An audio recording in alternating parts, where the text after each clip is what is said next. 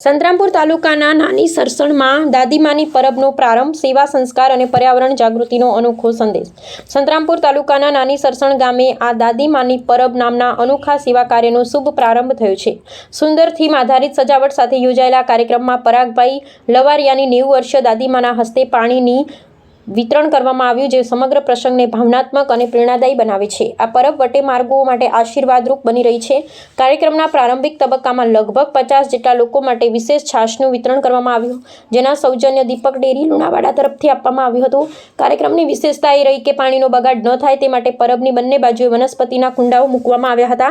રાહદારીઓ દ્વારા પીધા બાદ વધેલું પાણી આ કુંડાઓમાં રેડવામાં આવે છે, જેથી વનસ્પતિનું સિંચન થાય અને પર્યાવરણ જાગૃતિનો સકારાત્મક સંદેશ ફેલાય। આ સેવા કાર્યમાં ભારતીય જનતા પક્ષની ટીમે પણ ઉપસ્થિત રહી સાક્ષી બનવાનો માન મેળવ્યો। ઉપરાંત ગામડી જિલ્લા પંચાયતના ઉમેદવાર શ્રીમતી શીતલબેન તથા ધામોદ મહિલાના તાલુકા પંચાયતના ઉમેદવાર શ્રી દેવાભાઈ વિશેષ અતિથિ તરીકે હાજર રહ્યા। બંને ઉમેદવારોને મનહર દાદાના આશીર્વાદ મેળવી કાર્યક્રમને શુભેચ્છા પાઠવી। આ રીતે દાદીમાની પરબ સેવા સંસ્કાર અને પર્યાવરણ પ્રત્યેની જવાબદારીનું અનોખું ઉદાહરણ બની રહી છે।